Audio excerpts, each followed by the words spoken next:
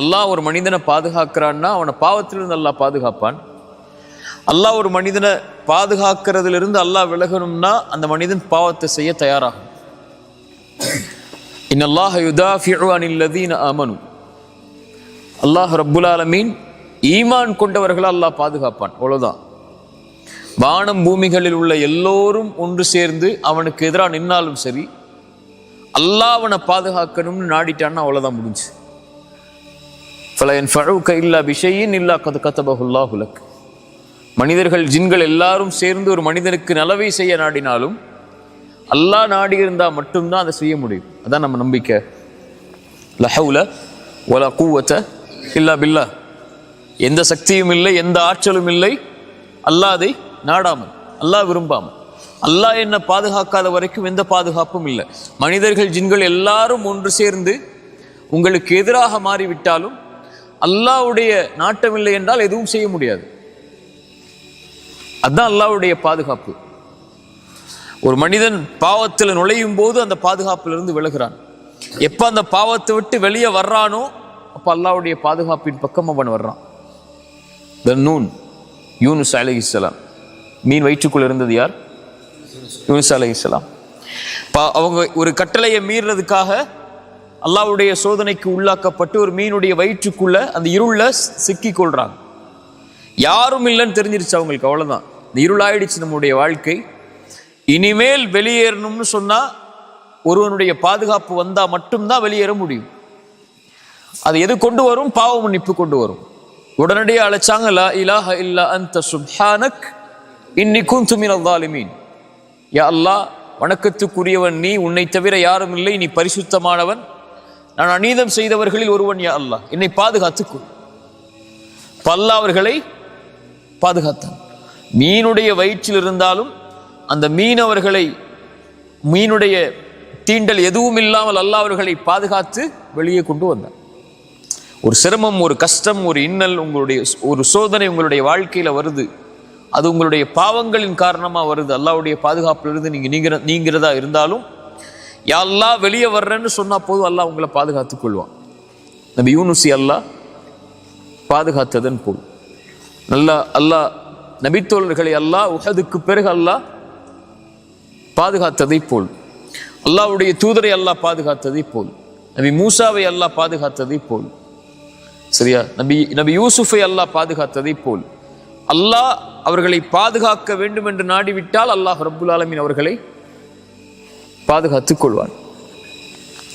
அல்லாஹ்வுடைய பாதுகாப்பிலிருந்து யா அல்லாஹ் என்னை விலக்கிறாதங்கிற துஆவத்தை ரசூலுல்லாஹி ஸல்லல்லாஹு அலைஹி வஸல்லம் காலையிலேயும் மாலையிலேயும் ஓதுனாங்க. யா அல்லாஹ் மேலிருந்து பாதுகாத்துக்கொள், யா அல்லாஹ் கீழிருந்து பாதுகாத்துக்கொள், யா அல்லாஹ் என்னுடைய இடதுபுறத்தில் பாதுகாத்துக்கொள், யா அல்லாஹ் என்னுடைய வலதுபுறத்தில் பாதுகாத்துக்கொள், யா அல்லாஹ் என்னுடைய முன்னால் பாதுகாத்துக்கொள், யா அல்லாஹ் என்னுடைய பின்னால் பாதுகாத்துக்கொள். ரசூலுல்லாஹி ஸல்லல்லாஹு அலைஹி வஸல்லம் காலையில் ஓதக்கூடிய துஆக்கல்ல மிக முக்கியமான துஆ அது. ஃபாத்திமா ரலியல்லாஹு அன்ஹா ஒரு சிரமத்தின் போது வரும்போது அல்லாஹ்வுடைய தூதர் ஸல்லல்லாஹு அலைஹி வஸல்லம் சொன்னாங்க, யா ஃபாத்திமா, இந்த துஆவை காலையிலும் மாலையிலும் ஓது. யா ஹய்யு யா கய்யூம், உயிர் உள்ளவனே நிலையானவனே, அஸ்தகீது பிரஹ்மதிக், அஸ்தகீது பிரஹ்மதிக், உன் அருளை கொண்டு நான் பாதுகாப்பை தேடுகிறேன், பாவ மன்னிப்பை தேடுகிறேன், பாதுகாப்பை தேடுகிறேன். அஸ்தகீது பிரஹ்மதிக் அஸ்லிஹ் லீ ஷஅனி குல்ல, என்னுடைய முழுமை அனைத்தையும் சீராக்கி விடு. வலா தகில்னி இலா நஃப்ஸி தர்ஃபத ஐன். அல்லாஹு அக்பர். என்னை என் கண் சிமிட்டும் நேரத்திற்கு கூட என்னிடத்தில் என்னை ஒப்படைத்து விடாதே. நான் என்கிட்ட ஒன்றும் இல்லையா அல்ல, நீ என்னை விட்டு விலகிட்டா என்ன செய்ய முடியும்? அந்த கண் சிமிட்ட நேரத்தில் கூட என் கூட இருந்துரு. வலா தகில்னி இலா நஃப்ஸி தர்ஃபத ஐன். அந்த கண் சிமிட்டும் நேரத்தில் கூட அல்லாஹ் என்னை விட்டு விலகிறாத, எப்போதும் என்னோட இரு, எப்போதும் என்னோட இருந்து என்னை பாதுகாத்துக் கொண்டே இரு. இன்னல்லாஹ கரீபுன் முஜீப்.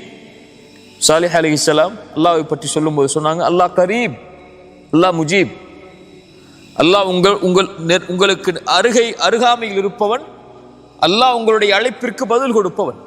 அல்லாஹ்வை எப்போ அருகாமையில் வச்சிருக்கோமோ அப்ப அல்லாஹ் அழைத்தால் பதில் அளிப்பான். அவ்வளவுதான், அல்லாஹ் அழைத்தால் பதில் அளிப்பான். வ இதா சஅலக இபாதி அன்னி ஃபஇன்னி கரீபுன். அல்லாஹ்வுடைய பெயர்கள் பண்புகள்ல ஒன்று அல்லாஹ் கரீம், அல்லாஹ் நெருக்கமானவன். நபியே, என்னுடைய அடியார்கள் என்னை பற்றி உம்மிடத்திலே கேட்டால் நபியே நீங்கள் சொல்லுங்கள், ஃபஇன்னி கரீபுன் உஜீபு தஅவத தாஇ இதா தஆன்.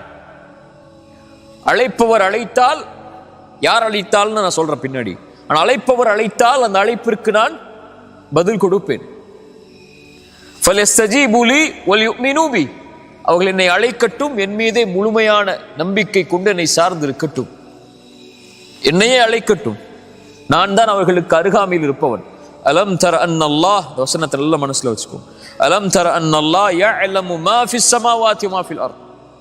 வானங்கள் பூமியில் நடக்கக்கூடிய அனைத்தும் அல்லாஹ்வுடைய அறிவில் உள்ளது.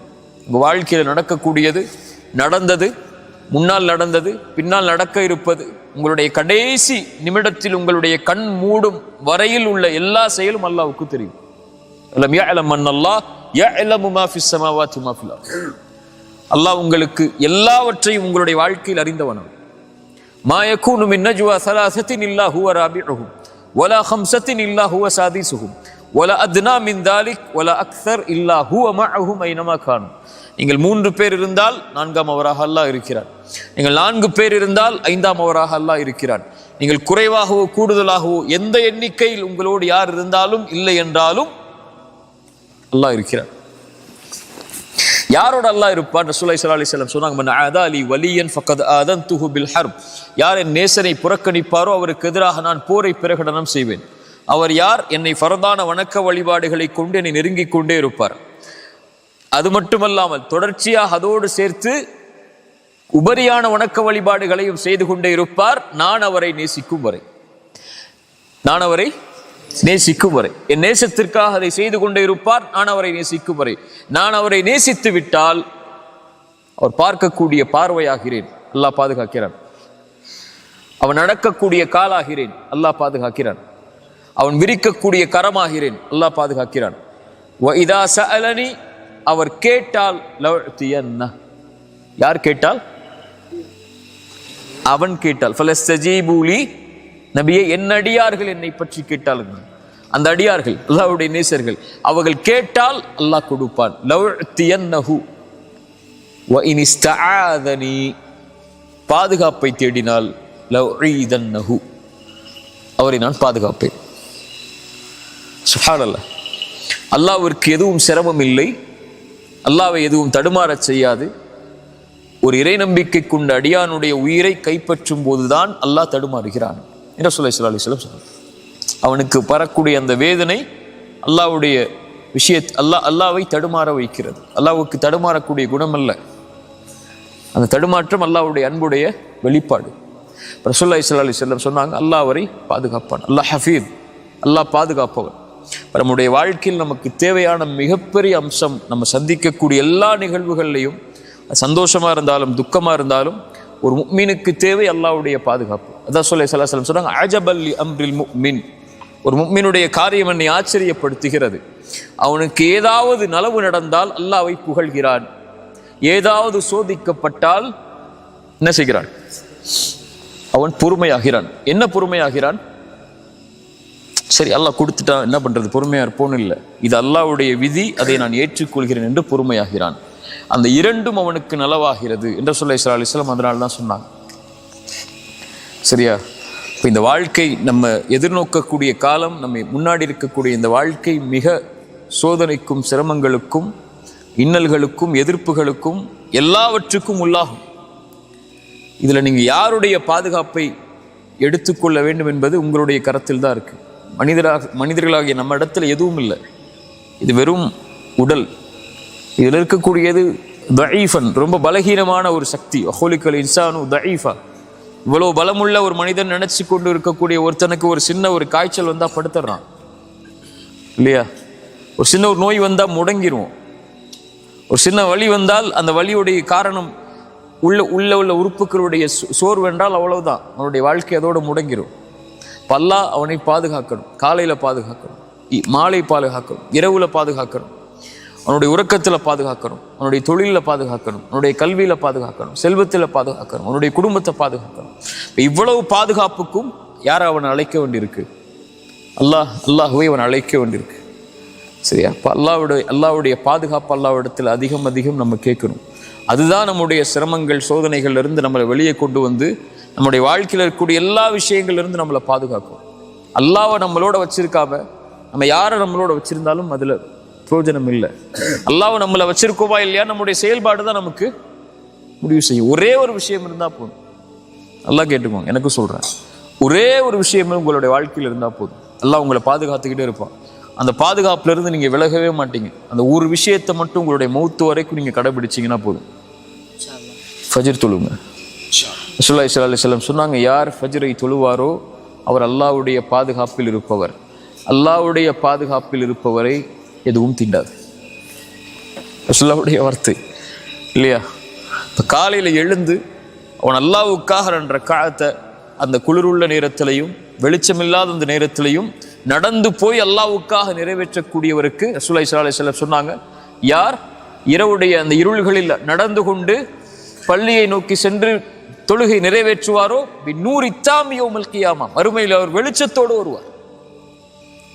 அல்லாஹ் அவரை பாதுகாக்கிறான். யார் ஃபஜ்ரை தொழுவாரோ அவரை அன்றைய தினம் முழுவதும் அவர் அல்லாஹ்வுடைய பாதுகாப்பில் இருப்பவர். அல்லாஹ்வுடைய பாதுகாப்பில் இருப்பவரை யாரும் எதுவும் அவரை செய்யாது. சோதனை வந்தா கூட அவருக்கு பெருசா தெரியாது. அந்த சோதனை அல்ஹம்துலில்லாஹ் அல்லாஹ் என்ன சோதிக்கிறான்னு நினைச்சிட்டு போயிடுவார். குறை சொல்ல மாட்டார், கை செய்தப்பட மாட்டார், என்னடா வாழ்க்கைன்னு சொல்ல மாட்டார். அல்லாஹ் என்ன சோதிக்கிறான் அப்படின்னு சொல்லி அவர் அல்லாஹ்வுடைய விஷயத்தை பொருந்திக் கொள்வார். அஜபல் அம்ரில் முஃமின், அவருக்கு அதுவும் நலவா இருக்கும். அல்லாஹ் அவருக்கு அவர் சந்திக்கக்கூடிய சோதனையை விட சிறந்த ஒன்றை அல்லாஹ் கொடுத்துருவான். அல்லாஹ்வுடைய பாதுகாப்புல இருக்கிறவருக்கு நலவு வந்தாலும் அல்ஹம்துலில்லாஹ் அல்லாஹ் என்னை பாதுகாத்து இதை கொடுத்திருக்கிறான்னு சொல்லுவான். சரியா? அல்லாஹ்வுடைய பாதுகாப்புங்கிறது மிக முக்கியமானது. அதான் எனக்கும் உங்களுக்கும் நான் சொல்றது. அல்லாஹ்வுடைய பாதுகாப்பை கேட்டுக்கிட்டே இருக்கணும். அல்லாஹ்ட்ட யா அல்லாஹ் என்னை பாதுகாத்துரு. ரசூலுல்லாஹி ஸல்லல்லாஹு அலைஹி வஸல்லம் ஃபாத்திமா அவங்களுக்கு சொன்ன துஆ தான். மறுபடியும் சொல்றேன், யா அல்லாஹ் என்னை விட்டுறாத, என்னுடைய இடத்துல என்னை விட்டுட்டு போயிடாத. யா அல்லாஹ் என் கண் சிமிட்டுற நேரத்தில் கூட என்னை விட்டுறாத, என் கூடவே இரு அப்படின்னு அல்லாஹ்விடத்துல கேட்டுக்கிட்டே இருக்கணும். அல்லாஹ் நம்மளை பாதுகாத்தான்னா நம்ம இந்த உலக வாழ்வு முழுவதும் பாதுகாக்கப்படுவோம். அல்லாஹ் நம்மளை பாதுகாத்தானா நம்முடைய மரண நேரம் பாதுகாக்கப்படும். அல்லாஹ் நம்மளை பாதுகாத்தானா கபருடைய அந்த நிலைமை பாதுகாக்கப்படும். அல்லாஹ் நம்மளை பாதுகாத்தானா மஹ்ஷர்ல எழுப்பப்படும் போது பாதுகாக்கப்படுவோம். அல்லாஹ் நம்மளை பாதுகாத்தானா அல்லாஹ் அரிசியுடைய நிழல்ல நம்மளை பாதுகாப்பான். அல்லாஹ் நம்மளை பாதுகாத்தானா மறுமையுடைய விசாரணையில் அல்லாஹ் பாதுகாப்பான். அல்லாஹ் நம்மளை பாதுகாத்தானா சிராத்துடைய பாலத்தில் அல்லாஹ் பாதுகாப்பான். அல்லாஹ் நம்மளை பாதுகாத்தானா சொர்க்கம் வரைக்கும் அல்லாஹ் நம்மளை பாதுகாத்து கொண்டு போயிடுவான். இதான் உன் இடம்னு சொல்லி அல்லாஹ் நம்மளை பாதுகாக்காமல் விட்டான்னா உலகமே ஒன்று சேர்ந்து நம்மளை பாதுகாக்க நினைச்சாலும், நமக்கு உறுதுணை அணிக்க நினைச்சாலும், நமக்கு நலவு செய்ய நினைச்சாலும் நடக்காது. சரியா? அதனால இதைத்தான் நம்முடைய வாழ்க்கையுடைய அடிப்படையாக வச்சு நம்முடைய எல்லா செயல்பாடுகளையும் நம்ம அமைச்சு கொள்ளணும். அல்லாஹ்வை ரொம்ப நெருக்கமாக வச்சிருக்கணும். அல்லாஹ்வுடைய அந்த பலம், அல்லாஹ்வுடைய அந்த பாதுகாப்பு, அல்லாஹ்வுடைய அந்த சக்தி அசைக்க முடியாத ஒன்று. அந்த உணர்ந்துட்டோம்னு சொன்னா, அது மேல நம்ம அதை சார்ந்து இருந்துட்டோம்னு சொன்னா, அது மேல நம்பிக்கை வச்சிட்டோம்னு சொன்னா அவ்வளவுதான். மூசாவுக்கு ஒரு கைத்தடி தான், யூனுஸுக்கு ஒரு பிரார்த்தனை தான், நூஹ் அலைஹிஸ்ஸலாமுக்கு ஒரு மலை தான். சரியா? நபி ஈசாவுக்கு அந்த சோதனையிலேருந்து அவங்க தங்களை பாதுகாக்க நினைச்ச பிரார்த்தனை தான். ரசூலுல்லாஹ்வுடைய ஒவ்வொரு நிலைமையும் நம்முடைய வாழ்க்கை ரசூலுல்லாஹ்வுடைய சீரால அல்லாஹ் அவர்களை பாதுகாத்த நிகழ்வுகள் அல்லாஹ் அவர்களை அழைத்த காரணத்தால் தான். புரியுதா? அல்லாஹ் ஹஃபீத், அல்லாஹ் பாதுகாப்பவன். அல்லாஹ் கரீப், அல்லாஹ் நம்மளோட நெருக்கமா இருக்கிறவன். அல்லாஹ் முஜீப், நம்ம பாதுகாப்புல இருக்கக்கூடியவர்கள் அழைத்தால் அல்லாஹ் பதில் அளிக்கக்கூடியவன், அல்லாஹ் பாதுகாக்கக்கூடியவன். அல்லாஹ்வுடைய நேசர்களா மாறுறதுக்குரிய வழிமுறைகளையும் செயல்பாடுகளையும் வணக்க வழிபாட்டின் மூலமா செஞ்சு அல்லாஹ்வுடைய பாதுகாப்பை பெற்றுட்டோம்னா அதுக்கு பிறகு இந்த உலகத்துல பெறுறதுக்கு எதுவும் இல்லை. அல்லாஹ் பார்த்துப்பா மீதி விஷயங்களை. சரியா? ஜஸாக்கமுல்லாஹ் ஹைர். அல்லாஹ் ரப்புல் ஆலமீன் அவனுடைய பாதுகாப்பையும் அவனுடைய அரவணைப்பையும் நம்முடைய எல்லா சோதனைகளையும் சிரமங்களையும் அல்லாஹ் நமக்கு தரணும். அறிவுரை எனக்கும் உங்களுக்கும் அறிவுரை ஆக்கிக் கொள்றேன். ஜஸாக்கமுல்லாஹ் ஹைர். 2 விஷயம் அல்லாஹ்வுடைய பாதுகாப்பு விஷயத்தினால சொல்றேன். 2 விஷயம் உங்க வாழ்க்கையில் இருந்துச்சுன்னா அல்லாஹ் உங்களை பாதுகாத்துக்கிட்டே இருப்பான். முக்கியமான அறிவுரையை எடுத்துக்கோங்க. இதை இந்த ஒட்டுமொத்த இந்த அமர்வுகளையும் எனக்கும் உங்களுக்கும் நான் சொல்லக்கூடிய மிக முக்கியமான அறிவுரையில் இது ஒன்று. 2 விஷயம் உங்கள் வாழ்க்கையில் இருந்துச்சுன்னா அல்லாஹ் வந்து உங்களை எல்லா இடத்துலையும் பாதுகாப்பான். ஒன்று, குர்ஆனை காலையிலையும் மாலையிலையும் ஓதுங்க. ஒரு பக்கமாவது, அதில் 5 ஆயத்தாவது குர்ஆனை திறந்து, மொழியாக்கம் தெரியலனாலும் கூட பிரச்சனை இல்லை, குர்ஆனை திறந்து காலையில் ஒரு 2 நிமிஷம் ஒதுக்கி ஒரு 5 ஆயத்தை ஓதுங்க. உங்களுக்கு அவ்வளோ வேலையே இருந்துச்சுன்னா அதுக்கு மேலே ஓத முடியாத அளவுக்கு, அல்லது இரவு தூங்கும் போதோ மாலையிலையோ 5 ஆயத்து குர்ஆனை ஓதுங்க. 5 ஆயத்துங்கிறது 5 ஆயத்தை தான் ஓதணும்னு நான் சொல்லலை, அவ்வளோ அதை விட உங்களுக்கு நேரம் இல்லை அப்படிங்கிற பட்சத்தில் சொல்கிறேன். குறைஞ்சபட்சம் உங்களுக்கு தாய் தந்தை உயிரோடு இருந்தால் ஒவ்வொரு நாளும் அவங்கள்ட்ட பேசுங்க கண்ணியமான முறையில். இந்த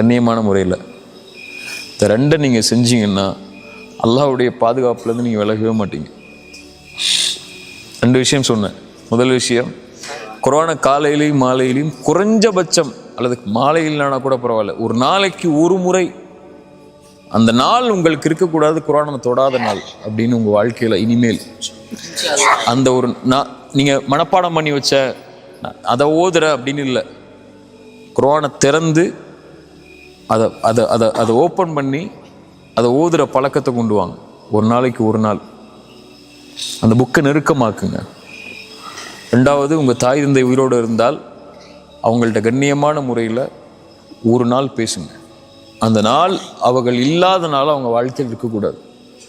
அவங்களோட நீங்கள் தொடர்பில் இல்லாத ஒரு நாள் உங்கள் லைஃப்லையோ, அல்லது குர்ஆனோட நீங்கள் பேசின, அல்லது குர்ஆனை உங்களுடைய நாவில் பேச வைக்காத ஒரு நாளோ, அல்லாஹ்வுடைய வார்த்தையை உங்கள் நாவு உச்சரிக்காத ஒரு நாளோ, தாய் தந்தையுடைய உரையாடல் உங்கள் நாவில் இல்லாத ஒரு நாளோ உங்கள் வாழ்க்கையில் இல்லாமல் நீங்கள் ஆக்குனீங்கன்னா ஒவ்வொரு நாளும் அல்லாஹ்வுடைய பாதுகாப்பிலேயே தான் இருப்பீங்க.